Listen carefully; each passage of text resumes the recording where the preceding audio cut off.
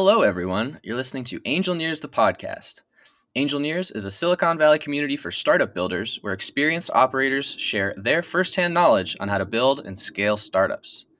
I'm your host, Oleg Kujakov, and our guest today is Kaitlin Christine, founder and CEO of Gabby, the AI-driven app that empowers women to understand their bodies and proactively seek the care they need. Today, we're going to talk with Kaitlin about her journey championing patient empowerment, the lessons she's learned, and the advice she has for others building industry disrupting technology. Before we get into that, Kaitlin, welcome to the show. Hey, thank you, Oleg and Oleg. Happy to be here.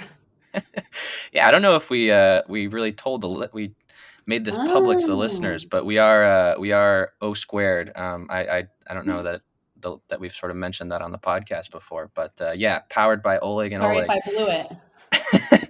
Yeah, you blew our cover, but that's okay. So tell us a little bit about yourself to get us started. Yeah, how'd you get your start, and what's your mission here at Gabby? So at Gabby, we're on a mission to decrease delayed diagnosis, and we're starting with breast cancer. I came into this really out of a personal need and personal experience. Mm, So in 2012, my mom was diagnosed with breast cancer at the end of the year. And she ended up passing only 7 months later I'm because of sorry. a delay in diagnosis. Yeah, thank you. And she was only 55 years old, and was given really the wrong treatment because they didn't know certain things when she could have gotten different surgeries or interventions earlier. Mm, And shortly after she passed, I started exhibiting similar symptoms. I found two lumps in both of my breasts, and I was only in my early 20s. So when I went gosh. to my OBGYN, she was like, "Oh, you're so young. You don't need to worry about it."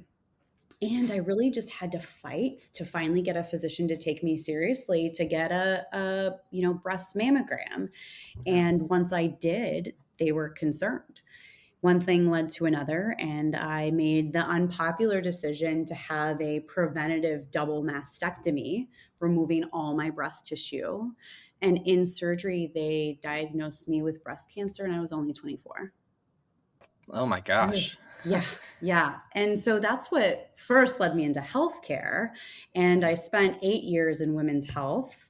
And then, as I was working with the C suite executives in health systems to help them set up high risk protocols and processes for screening patients for hereditary cancer syndromes, Mhm. I realized that what happened to my mom and the experience I had was not just a one off incident, but I was seeing this every day and there was a systemic problem and I wanted to figure out how to solve it.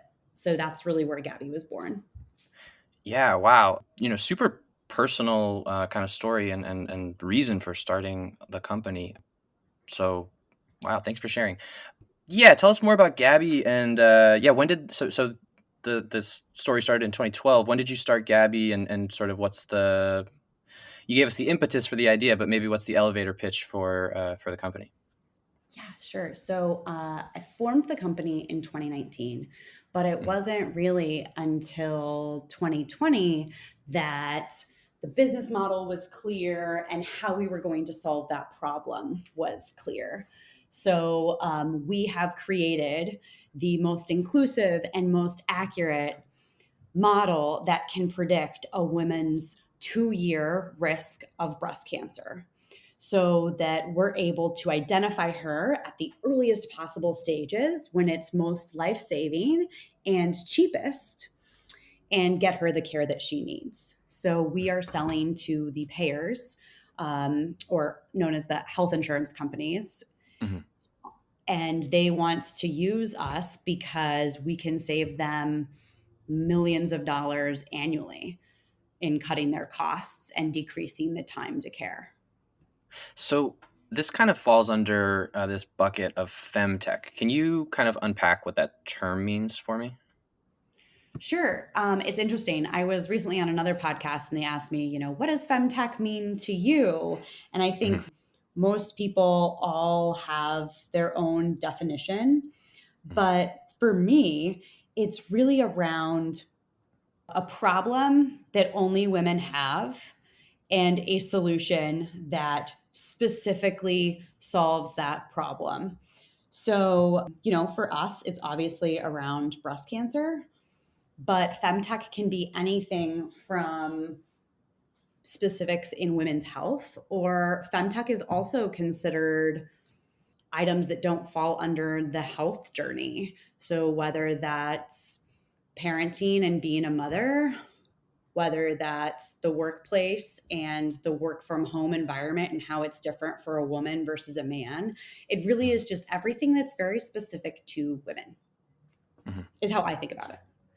Yeah, and like I guess the follow-up question that makes sense is like how long has this been kind of a thing in the lexicon? Like how long, you've been kind of been involved in this kind of problem since, for almost a decade, since 2012. How long has this idea of femtech even been around? That's a good question. And I don't really know the answer in terms Mhm. of, when was the first time it was used and coined, and when did adoption come from it? I don't know, but I do know that at least in the last 5 years, it is rapidly increasing, not only from knowledge and use of the term, but Mhm. from acknowledgement and recognition of the need, of the market, of the response.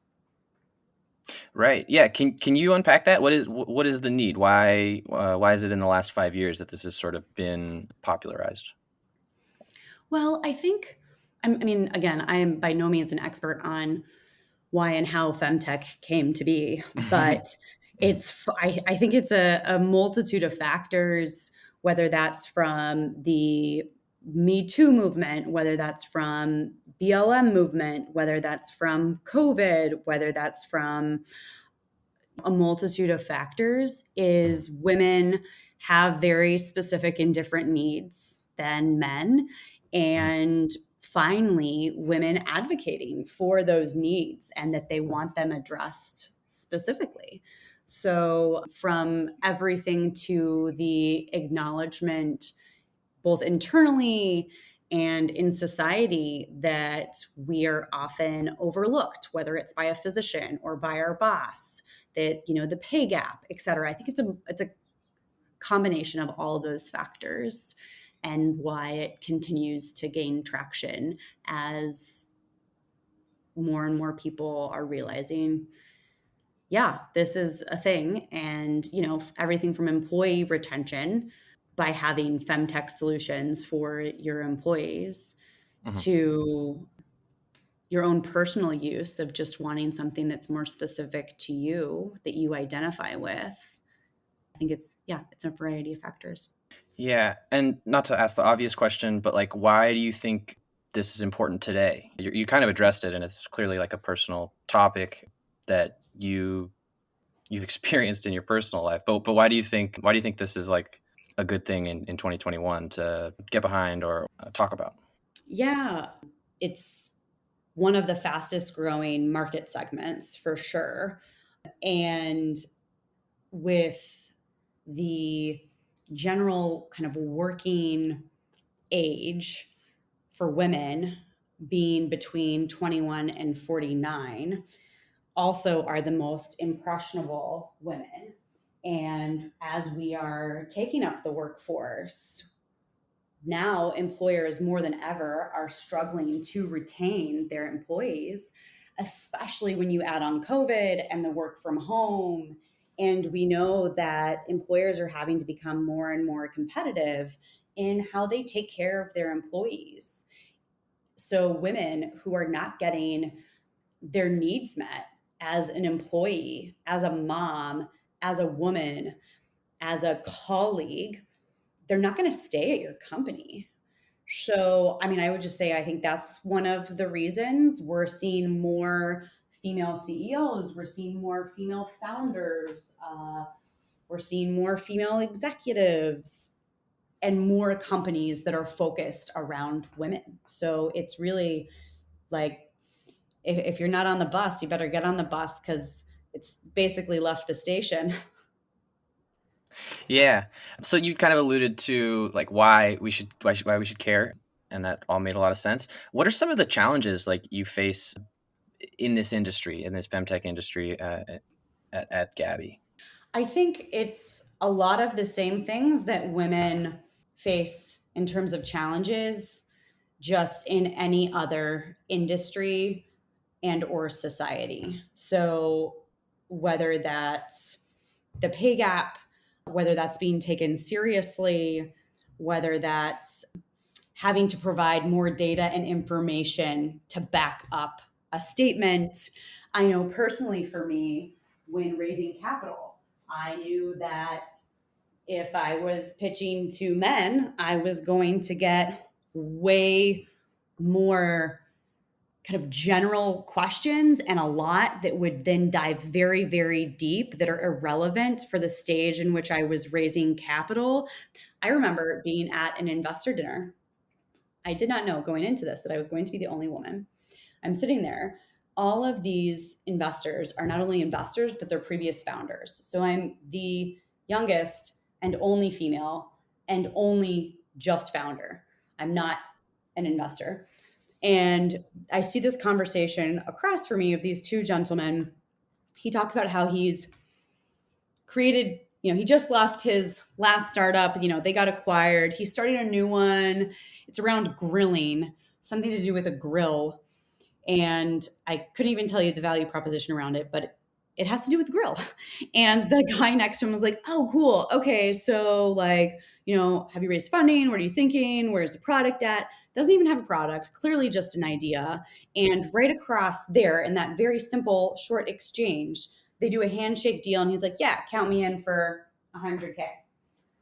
Now, so that's that situation. Basically, no validation whatsoever in what's going on, other than the fact that he had previously founded a company. So then I share about what I'm doing, and the gentleman who is asking all these questions is like, "Oh my gosh, is this about hereditary cancer mutations?" And I said, "Well, that was my experience. That's not our specific market." And he goes, "Everyone at the table, listen, this is a huge need. My mom has a BRCA mutation and I haven't gotten tested, but I know I have a risk." So basically leaning in has this incredibly personal tie. I tell him about it, the business model. And then he goes, "Why don't you send me your deck and I'll look it over and, let's talk more." And I was like, "Hey, so what exactly was missing here from what I just shared with you that you have a personal connection with that was not missing from the grill guy?" And he's like, "Well, I just want to understand your financials and a little bit more about the business model." And so that is the example I would give. Yeah, that's it's like what's there to say? It's like you're measuring with Yeah, two different rubrics or something. totally. Exactly. Exactly. Yeah. Okay, well, you mentioned the market. How competitive is your addressable market segment today? Yeah. So the way we're starting out with breast cancer specifically, we don't have a ton of competition. So, one, there are existing risk models out there. They don't use artificial intelligence, they use some statistical models, but they're only used in clinical settings. So, part of our innovation is that we're taking it away from the clinical setting and putting it in the hands of the consumer. So, really, our greatest competitors are the existing models today, but they're not moving to the consumer. And we're way more accurate and way more inclusive. So, I hate to say we don't have competitors, but especially no investor likes to hear that you don't have competitors. But as it stands, we are by and large a lot greater and poised to have a lot more impact than any of these existing models that are only used in academic institutions. Can you talk more about that? It's kind of a new idea for me. So you're delivering AI powered models to consumers. Can you like what does that mean? Yeah, sure. So it's twofold. So the first part is using our AI model in data, so in claims data. And that's where we're able to identify these members. The second part is that we're taking this model, this AI model, and we have a consumer facing app that now a woman can assess her own risk, learn about it. We're able to continue and improve our assessments make the recommendations, and engage her to follow along a specific plan to get care, to take action as early as possible. So today, these risk models are only used by physicians. Maybe they'll tell the patient, hey, you have a 30% lifetime risk of breast cancer. And then the physician is responsible for putting a plan in action. That's best case scenario. Instead, we are learning who has risk, identifying who has risk, reaching the patient where they're at, and helping guide them through that journey, equipping them to advocate for themselves and take action outside of having to defer to their physician for everything. And talk about this future of femtech, right? It's been introduced in the very early stages. Gabby is focused on breast cancer, but I'm sure you have some kind of plans to expand that. What do you think the future of this industry is?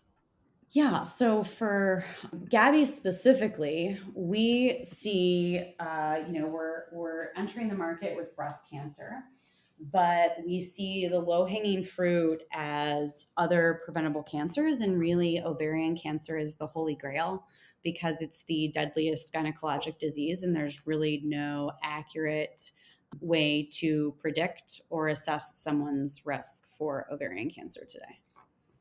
Got it. Well, let's keep talking about Gabby. So, you said you started the company in 2019. Can you just tell me the journey from 2019 to today? Like, how did that go? Like, you started the company, you brought people in. How did it start, and what does it look like today? Oh man, what a journey it's been. So there was a whole period of just R&D, trying to figure it out, which was fun and exciting. And I was excited and getting other people excited. And I think I can tell you for sure that I told people that I had a company, even though I didn't yet, because, like you, what you think about, you bring about, and talking about it as if it's happening and happened. And so I was very much stepping into that realm. But the reality is I was a one woman show who was still trying to figure it out. And slowly I started figuring it out.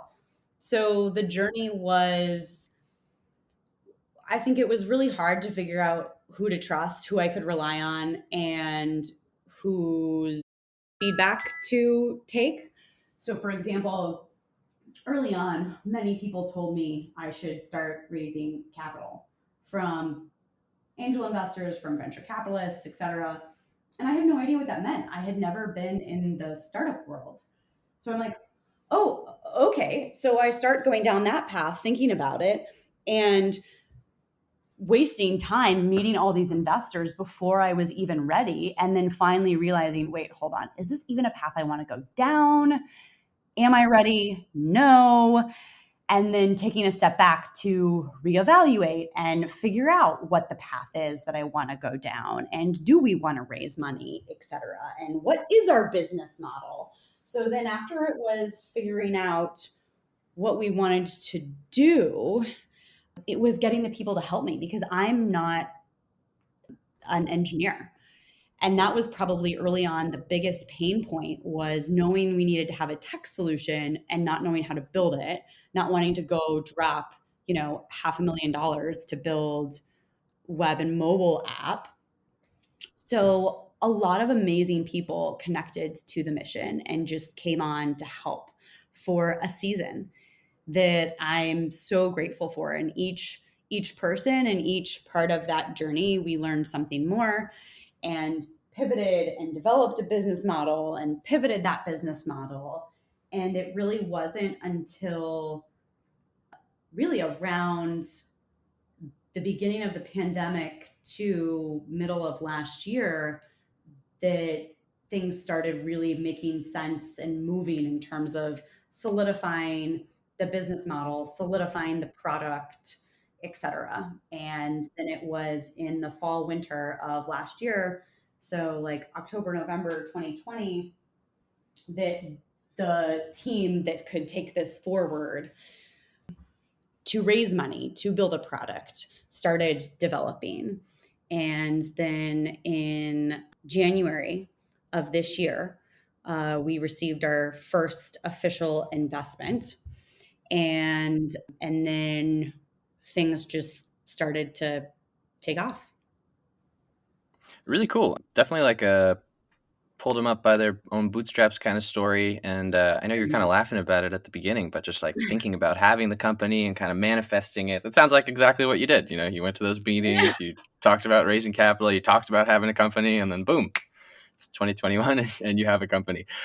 So it's been a long journey to get to today. Talk about the team today. Who are the people behind Gabby as it stands right now? Yeah, so I'm the CEO, obviously, and then we have our chief AI officer is Amr Inam, and he was previously the VP of artificial intelligence at places like Nike and Cambia Health Insurance. And then Meg Dreyer is our Chief Consumer Experience Officer. She was the Senior VP of Consumer Experience also at Nike and was one of the early employees at IDEO. And then Ashmitha Rajendran is our fabulous biomedical data scientist who really is the magic behind the model. And she was previously at the Knight Cancer Institute at Oregon Health and Science University. And then Mark Prasad is in charge of product, and was formerly at Moonshot IO. Yeah, I think I've heard of them on this podcast, actually. Yeah, awesome. Cool. So you kind of already talked about the innovation of your company. It's this kind of AI driven model. Yeah. How do you help women understand their bodies better?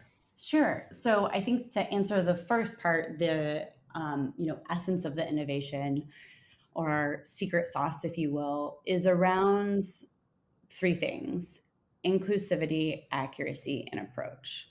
So these existing risk models that really no one knows about, I only knew about them because I use them every day in my corporate career in cancer genetics. So I was really familiar with them. And talk about, like founder market fit, not only with my story, but then my background working with this. I just believed that there had to be a better way for more women to understand their risks because as I was talking to all these people, as I was doing focus groups and surveys, no one knew what their risks were and everyone wanted to know. And I knew that there were these risk models, but you had to go to a physician who knew about these risk models to ask them to use this risk model on you to find out. So that's the first part, is the approach. And that's really where the making it consumer facing came in. The second aspect of the existing risk models is that they're really only appropriate for women who are over the age of 35 and who are white. So that was kind of a no brainer, especially because I had this gut feeling, this intuition that there were so many more women who were being diagnosed with breast cancer and were under 50, but it wasn't being talked about. When you, even as a woman, you go and talk to your OBGYN or your primary care provider, they'll tell you, you don't have to worry about getting maybe your first mammogram until you're 45 or 50. And there's even some discrepancy on what they'll tell you in terms of age. But my mom got diagnosed for the first time under 50. I certainly got diagnosed under 50. And in my everyday career, I was working with all these women who were under 50. So I just had to believe that there were more women than was being talked about. And sure enough, we were able to prove this year and validated with the national payer that, in fact, of women who are diagnosed with breast cancer, 26% of them are under 50. So it was about how can we make this more inclusive, expanding it not only from an age demographic, but from an ethnicity demographic, because we all know how underserved other ethnic populations are, but specifically with breast cancer, Asian and Black women, they experience a much later diagnosis at much later stages. So that was always incredibly important. So that's the inclusivity side of the innovation. And then the third is the accuracy. I was working with these risk models on a day to day basis with clinicians, and it was incredibly fascinating to me that something that has a 60% accuracy can be in the medical guidelines and a standard of care to be used from a physician to assess a woman's risk. I was just like, 60%? That's barely better than flipping a coin. Yeah, it's not So, passing. right. Yeah. So, I really wanted to make sure that we were far superior. Yeah. In terms of how do we educate women about their bodies, make them more informed, you know, in the research that we did, when a woman has a concern about her body or a question or a problem, the first place she goes is her mom, her sister, or her best friend. And I felt like there was something to that. If part of our power is our own personal network, that we go to one another for help, support, how can we leverage that to help and support women with their bodies? So that's what we see Gabby as, is we see Gabby as your mom, your sister, your best friend, whom you trust, who's backed by clinical expertise. So we are approaching everything through that lens, and we can assess your personal risks. And we do that in a simple way, really, to kind of dumb it down. Is it's an assessment, it's a questionnaire. You answer some questions, but along the way, we're educating you. So one of the questions, for example, is how old were you when you first started menstruating? And instead of just leaving it at that, when we did our user testing, every woman is like, why do I have to answer this question? I mean, I don't know. But as soon as we revealed right underneath, we need to know this because did you know the earlier you started your period, the more it could increase your risk for breast cancer? Now they learned something, they're invested, and because they relate to it, they're like, oh, what's the next question going to be? What is the next thing I'm going to learn? I want to know the answer. And I would just say that's a simple example of how we are educating women on their bodies. Interesting. Yeah, that's awesome. Thanks for unpacking that. Yeah. And I imagine just kind of like if you're identifying people with higher risks maybe earlier and just getting that conversation started sooner, the only expert in the world on your body is going to be you, or you're going to be your best. You're going to know yourself best. So I think just the timing factor of like start that conversation earlier, get people aware earlier, and educate them. That's huge. Absolutely. No, you hit on something that's really crucial, and that's you know, a physician who you see once a year for 15 minutes is not going to know your body better than you. And yet we defer to them to tell us what to do and to prescribe recommendations, suggestions, and care, even though at the end of the day we know our body best. So how can we position ourselves to really be the expert on our body and have enough information, facts, clinical data to take action, and when needed, go to your physician and say, hey, this is what I know, this is what I'm experiencing, I know these are my options, will you do this with me? Yeah, that's a whole other conversation. It is. Yeah. Okay. So you mentioned that you raised capital this year. Congratulations. What were some of the major milestones, and you can include that one that you've achieved along your journey, and where you stand today? Oh, major milestones from a company perspective, I would say it was pivoting from selling to health systems to payers. That was huge, and what then catapulted us further. And as soon as we did that, it was landing a pilot with a national payer. And then the third one I would say was hiring my first employee with a salary. That's more personal, but obviously company related. Oh yeah, it's Um, big. It's big. Yeah, especially it was huge.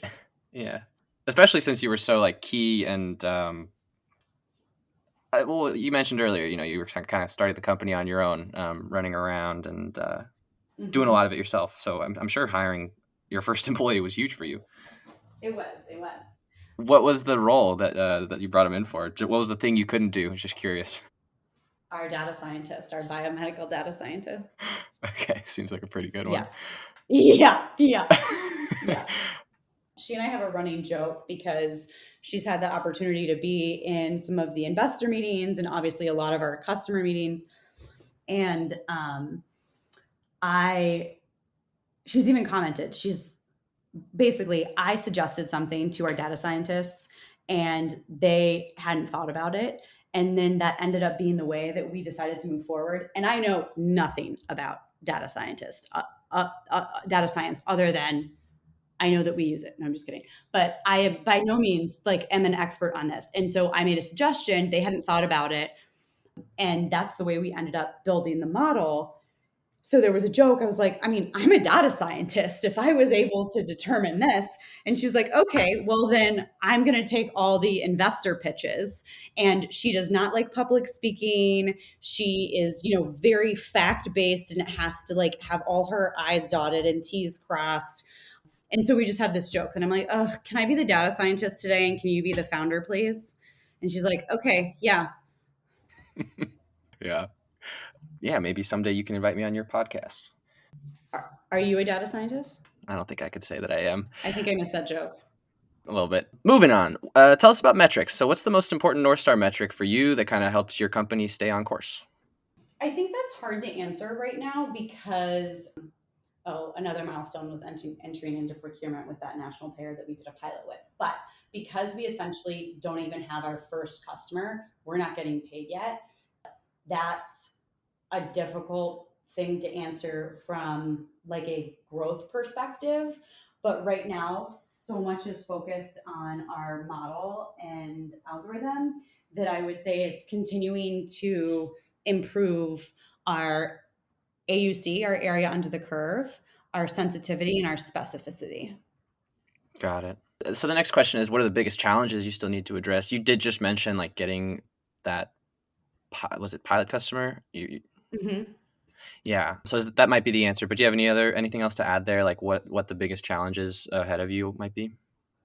So we already got that pilot customer. It's now, and we entered into procurement to turn it into a national contract. But it's a time thing. So biggest challenge right now, honestly, is we need a VP of engineering and compliance. Mm, Is yeah. getting ourselves compliant for this national rollout. Got it. Got it. Big challenges. Good luck. Yeah. Let's talk. It's hard to hire engineers right now. Yeah, I know. Me and everyone else needs an engineer. Okay, customers. How are you reaching your customers, and what's your go-to-market strategy? The go to market strategy is around pilots. So starting with a pilot and getting access to their data, providing insights that are specific to them, and then entering into procurement and rolling out nationally. So that's basically what we've done with this last customer. And the way we're getting customers is all through my network. So, I mean, we're in an interesting position in enterprise healthcare sales. There really aren't that many health insurance companies that are big scale. So we don't have a ton of potential customers, but they're all big. And so the way for us early on to establish credibility came from my days of meeting with everyone. And really, it's like me tapping my network and then getting introductions to whoever the head of some business unit is that's in health insurance at someone we're targeting and to get a meet with them, get them as an advocate. And then while they're internally shopping our solution around, I get anyone I know who knows people at that health insurance company to start buzzing around about Gabby, and I try and meet with as many people as possible. And the next thing you know is this person who's become an advocate for us is internalizing our solution. As they're doing that, they're hearing about me and Gabby from everywhere. So we're top of mind, and they're like, shoot, we better do something about this. We're hearing about this from everywhere. So that's been my strategy, and it's been working really well. Yeah, interesting. I kind of hesitated when I asked the question just because it's like such a different kind of model than kind of Right. the typical businesses I'm used to talking to. How about the community? It seems like you've established a community. How is it integrated? Talk about that community and how it's integrated with the rest of your business. Sure. So we launched a community on Slack, and that was when we were using our MVP and selling to the health systems. We've since paused that because it's going to be native to our application, and we're building out that aspect of it right now. But that's really the combination in our application of the AI and leveraging the fact that women turn to their sister, their mom, and their best friend. So we'll be grouping women in cohorts based off of their risks so that they can be going through their action plans together with other women who have similar risks and be able to share their learnings, their experiences, their findings, and support one another along the way. And we've already said how this is kind of a different business model than most, but how do you make money? Is it like a subscription model? Or, and that doesn't even really make sense, right? If it's one insurer. So, yeah, can you tell me about that? So we sell to the insurance companies on a per member per year basis, as well as we take a percentage of the annual cost savings that we provide. Cool. We got some good closing questions. So, let's wrap this up. Kaitlin, how have you grown as a leader and a motivator in your team and in this startup environment? Oh, that's a good question. I think I've really transitioned from high energy, blunt, fast paced individual. And a lot of times, it obviously serves me well as an entrepreneur, but a lot of times for the people I'm working with, it can scare them or drive them nuts. Or so I think what I've learned is that there's always going to be another fire, there's always going to be a problem, and we're always going to have to solve it. But it doesn't mean that it is the problem that needs to be solved right now. So I think that's probably one of those things is not every fire is a fire that needs to be put out immediately kind of thing. And because I'm such an executor and fast mover that I want to solve it now. And that can be hard for has been hard for some of the people I've worked with. So I would say that's one of them. And then I think just the importance of people, including myself, feeling connected to the purpose and mission of what they're spending a lot of their time doing, and being mindful that you know they're giving me a huge amount of their time.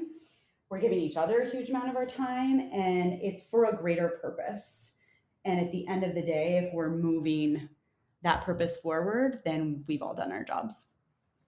Yeah, can I ask a follow up there? Like, how do you do that? You know, this issue is so personal to you. How do you manage to keep motivating the team when maybe they might not be as personally invested? Um, Maybe you should ask them. I think I certainly have growth there for sure, because I'm also, in my bluntness, I'm like, it's a job, it needs to be done, do it. But again, there's the growth that we're talking about, how I'm growing as a leader. I think for me, it's just, I also have a big heart and really care about people. So for me, I do that by getting to know them, their kids' names, their partners' names, asking about them, their weekends, and not because it's a box to check off, but because I do really care. And a lot of times, I think before the growth, I still cared, but I wouldn't go there because I was just work, work, work. And I think it's important to make sure that that's addressed. And as we grow, I really want to be able to support team members in a holistic way. And so what's happening in their life is obviously going to impact what's happening at Gabby. So supporting them outside of the workplace and inside the workplace, I think, is really important. And a silly example, not silly, but just a silly example of how I tried to do that was one of our employees, she lost a family member. And, I decided to institute if you need to take time off, take time off. And you're getting paid your salary no matter what. As long as you get your work done, I don't care.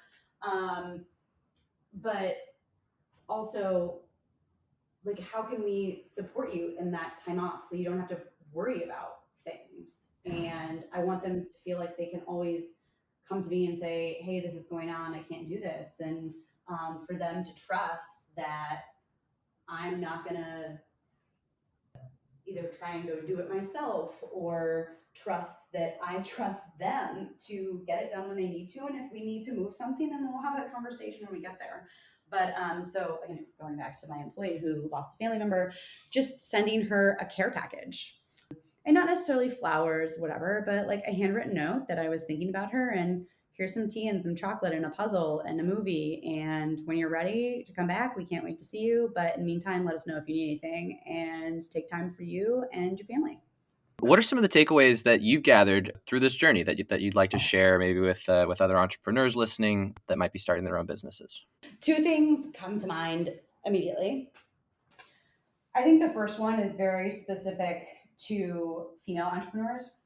Early on in my journey, I encountered women who were, whether they were other entrepreneurs or they were executives in whatever field, and a few of them were unwilling to either make introductions or kind of share their knowledge and expertise. And it was really frustrating to me. And I wanted to figure out why. And I started having some conversations with some other female founders.